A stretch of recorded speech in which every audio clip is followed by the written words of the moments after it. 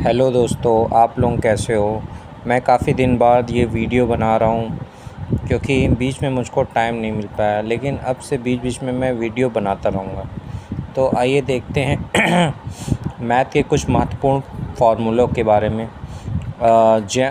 Geometry से संबंधित है ये। इनके आयतन, वक्रपृष्ठ तथा संपूर्ण पृष्ठ के बारे में जानेंगे। कुछ आकृतियाँ जैसे घन है, घन, घनाभ, बेलन, शंकु, गोला, अर्धगोला। आइए घनाभ के बारे में देखते हैं। घनाभ का आयतन होता है लंबाई गुणे चौड़ाई गुणे ऊंचाई, length into breadth into height.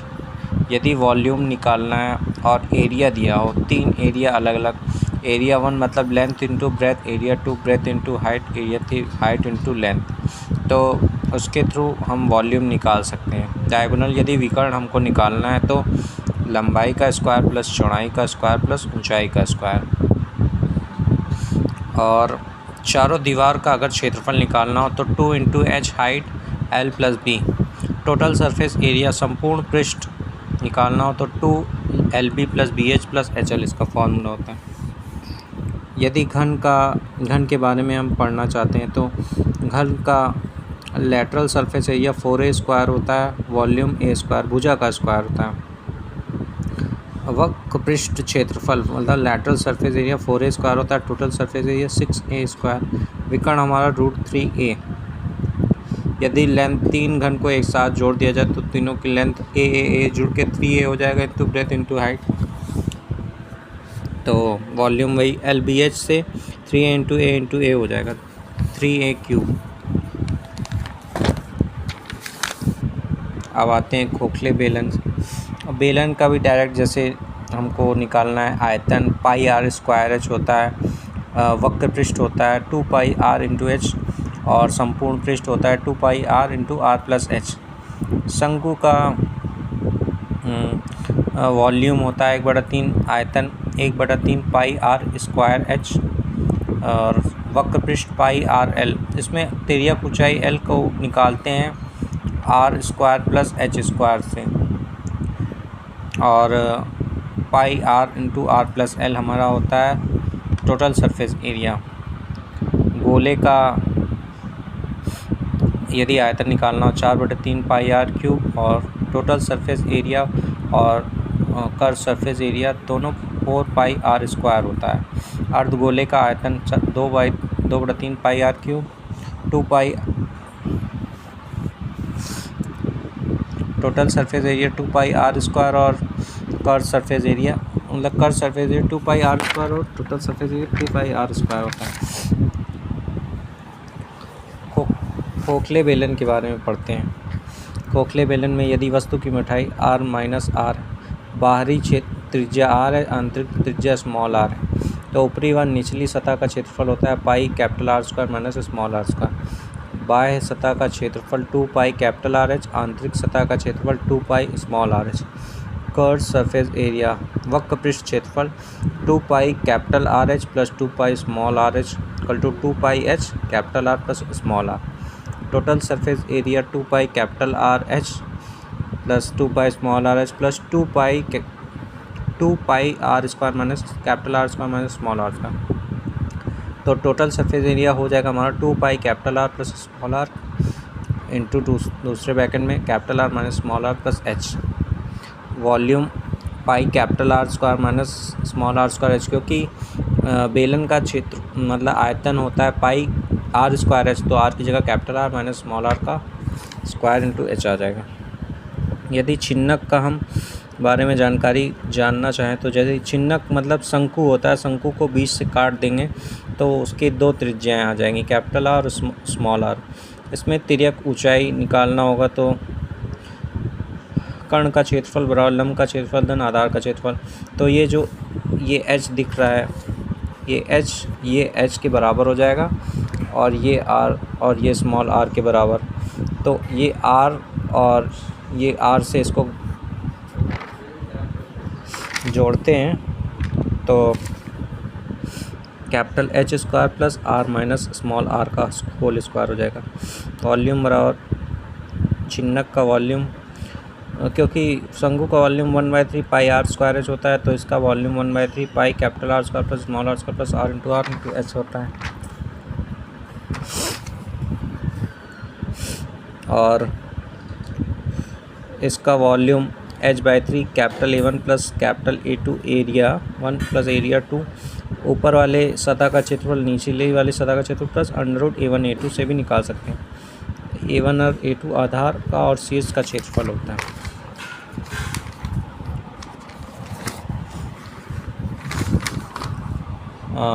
छिन्नक का total surface area pi capital R plus small r L plus pi capital R square plus pi small are square.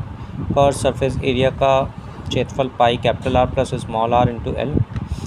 यदि उसको 1/4 पार्ट में काट देंगे तो जैसे ये है, ये वाला 4 पार्ट में काट दें तो उसका क्षेत्रफल 8 पाई आर स्क्वायर हो जाएगा, उसी अनुपात में डिवाइड हो जाएगा। अब खोखले गोले के बारे में हम लोग पढ़ते हैं। खोखले गोले का आयतन 4/3 pi capital R cube minus small r cube होता है। बाह्य पृष्ठ का क्षेत्रफल 4 पाई कैपिटल आर स्क्वायर।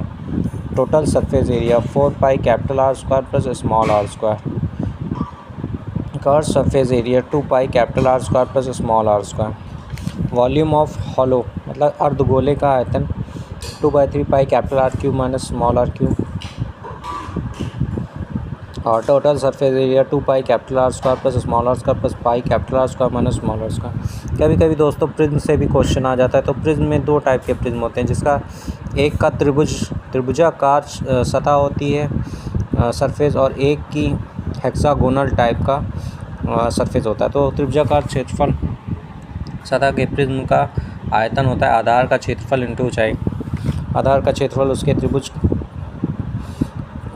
क्या होता है, चतुर्भुज टाइप का उसका आधार होता है, और क्षेत्रफल उसके हिसाब से निकाल लिया जाएगा। और लैटरल सरफेस एरिया आधार का परिमाप इंटू ऊंचाई। और टोटल सरफेस एरिया सतह का क्षेत्रफल इंटू सतह का क्षेत्रफल प्लस 2 इंटू आधार का क्षेत्रफल हो जाता है। पिरामिड इसी तरह निकालने के लिए पिरामिड का आयतन आधार का क्षेत्रफल इंटू ऊंचाई। तिर्यक ऊंचाई ये रहती है इसमें हमारी, और ये इसका त्रिज्या कहलाती है। ठीक, तो 1/2 आधार का परिमाप इंटू तिर्यक ऊंचाई। टोटल सरफेस एरिया पार्श्वीय सतह का क्षेत्रफल प्लस आधार का क्षेत्रफल। L lateral surface area of E equal to √h² plus r² capital R square capital H² plus small r square. आइए कुछ थ्योरम्स हम लोग देखते हैं। जैसे त्रिभुज का होने की क्या कंडीशन होती है, त्रिभुज के होने की कंडीशन होती है दो भुजाओं का योग तीसरी भुजा से सदैव ज़्यादा होना चाहिए। जैसे a plus b is greater than c, a plus c is greater than b, b plus c is greater than a. तो a² प्लस b² अगर ग्रेटर देन c² होगा तो ये न्यून कोण कहलाता है कंडीशन। इसका plus b² is equal to c², तो राइट एंगल ट्रायंगल समकोण त्रिभुज। a² plus b² less than c², तो ये अधिक कोण त्रिभुज कहलाता है। ये त्रिभुज के होने की शर्तें होती हैं। इस थ्योरम के द्वारा यदि ए बी सी एक त्रिभुज है, उसको बी सी के समांतर एक रेखा डी ई खींची जाती है, तो बी सी डी ई के समांतर है, तो A D upon D B is equal to A E upon E C. A D upon D B is equal to E upon E C, और A D upon A D छोटा वाला और A B बड़ा वाला बटे ए ई छोटा वाला और ए सी बड़ा वाला, और डी ई छोटा अपॉन बी सी बड़ा वाला। यदि इसका एग्जांपल एक त्रिभुज होने का 8 और 7 दो भुजाएं दी, तो तीसरी भुजा हमेशा 8 और 7 के योग से ज़्यादा होगा। 8 7 15। मिड पॉइंट थ्योरम, यदि एक त्रिभुज ए बी सी में डी ई एक रेखा बी सी के समांतर है, तो D E equal to B C by 2 हो जाएगा, उसका आधा हो जाता है। समकोण त्रिभुज, यदि ए बी सी में कोई बी डी रेखा ए सी पर लंब है, तो A D upon B D equal to B D upon D C, या ए डी स्क्वायर भी कह सकते हैं उसको। B D square equal to A D into B D square equal to A D into D C. और त्रिभुज की समरूपता ABC और DEF कोई दो समरूप त्रिभुज हैं और AM लंब है BC पर, ये इस पर AM लंब है BC पर और DQ लंब है EF पर। तो ABC का क्षेत्रफल बटे DEF का क्षेत्रफल AB square upon DE square equal to BC square upon EF square. जो मतलब ABC का क्षेत्रफल कहेंगे तो ABC की भुजा आएगी और DEF का क्षेत्रफल कहेंगे तो DE की भुजा आएगी। उसी प्रकार से इधर भी AB की मतलब BC की भुजा उसी के संगत EF की भुजा आनी चाहिए। ABC का परिमाप और DEF के परिमाप का अनुपात होता है AB upon DE equal to BC upon EF equal to AC upon DE। आज के लिए दोस्तों बस इतना ही। मेरे चैनल को लाइक कर दीजिए, सब्सक्राइब कर दीजिए और देखने के लिए धन्यवाद।